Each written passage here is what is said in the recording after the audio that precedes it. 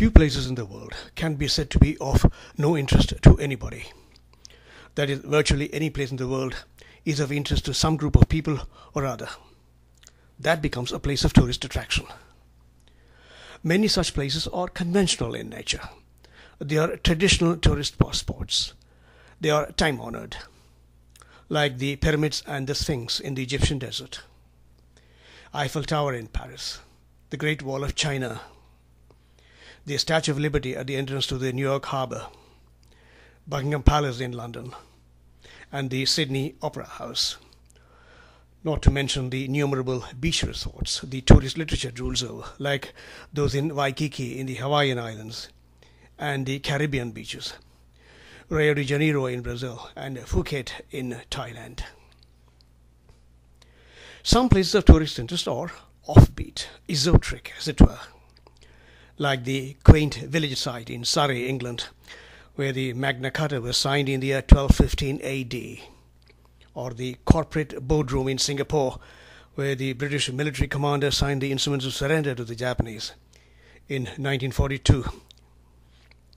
Why, even the nothingness of the vast icy soil of the Antarctica, or of the hot and hostile sand dunes of the Sahara Desert. The reason for interest of a site, varying from place to place, from people to people, and why even from time to time, tourist attraction is very much a matter of presenting a place in an appropriate general perspective. Some places have an inherent value for visitors, historical significance for one. Such places generally are home to monuments. The Freedom Bell in Philadelphia, the Nelson Column in Trafalgar Square in London, Arc de Triomphe in Paris, Tiananmen Square in Beijing, Chittorgarh Fort in India, the Temple Mount in Jerusalem, which is the meeting place of three Abrahamic faiths, and the Compiègne Forest just north of Paris, where two armistice agreements were signed, both times involving Germany, once in 1918 as the vanquished, and then again in 1940 as victor. Antiquity is another. Holiness arouses interest. Angkor Wat in Cambodia, Colosseum in Rome, the relics of the pre-Mughal Vijayanagar Empire in India, ruins of ancient Greece, and even ancient places of learning like Takshila or Mohenjo-daro. These are all some outstanding examples. Antiquity often goes with historical importance too. The Magna Carta monument and the Wailing Wall are cases in point. Sheer beauty is yet another tourist attraction. Beauty may be subtle and mild, or just awesome, natural or man-made. Consider these: the Swiss Alps, Victoria Falls in Zimbabwe, the Grand Canyon in Colorado, the geysers of Yellowstone National Park in Wyoming, the Golden Gate Bridge in San Francisco, the Hall of Mirrors in the Palais des Nations in Versailles near Paris, the Taj Mahal in India, and the endless corridor of the Rameshwaram Temple, also in India. Some places excite interest because they embody much appreciated and admired cultural values. Buildings and structures, for example, can be said to belong to this category of tourist attraction, as do hallowed repositories of education and learning. Accordingly, parks of England, castles of Germany, skyscrapers of New York, bridges of America, art galleries of Italy, botanical gardens of Germany, Oxford University in England, and the Sorbonne in Paris, they have all attracted tourists. Even famous penitentiaries have served as tourist destinations. For example, Alcatraz, just off San Francisco, Cellular Jail in the Andaman Islands, and the Bastille in Paris.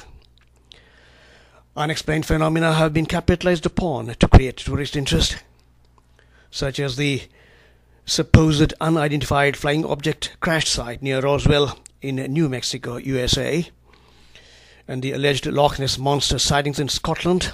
Loch Ness is a prehistoric mammal said to have been seen in the Scottish Highlands. Ghost sightings have also been hyped up to generate tourist curiosity, as is so common in England. even ethnic communities may become tourist attractions. Native Indian reservations in the USA are an example, as are Chinatowns anywhere. Even urban squalor has come to be marketed as a matter of tourist curiosity. Dharavi in Mumbai is believed to be the largest slum quarter in the world. Squatter camps in Havana in pre-Castro Cuba were in fact touted as tourist attractions. Amusement opportunities are a good reason for tourism in this age of leisure and enjoyment. Disneyland comes immediately to mind, as does Las Vegas in a different way. And the game preserves, in Africa particularly. Now, how does New York fit in this scheme of things? New York is a tourist treasure trove, though in a rather modern sense. As a tourist attraction, New York has the distinction of being a place which combines many criteria listed before. Antiquity and historicity may not be its strengths or its primary aspects. The present and the future are what beckons visitors, not sentimentality of the past, as so many other places of interest are apt to do. From that standpoint, New York is indeed a place of profound tourist interest. Technological marvelousness laced with sound and light razzmatazz is the core mantra of the city's extraordinary attraction. New York is unarguably a place of awesome human ingenuity and innovation, as Brooklyn Bridge and the Verrazano Narrows exemplify, as do two numerous options of sensory enjoyment and cerebral gratification.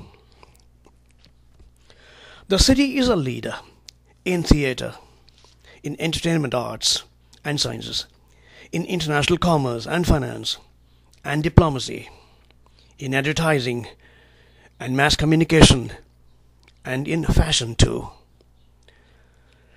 The city has around it sites of enchanting natural beauty, innate and also landscaped, like the Allegheny Mountains and Central Park.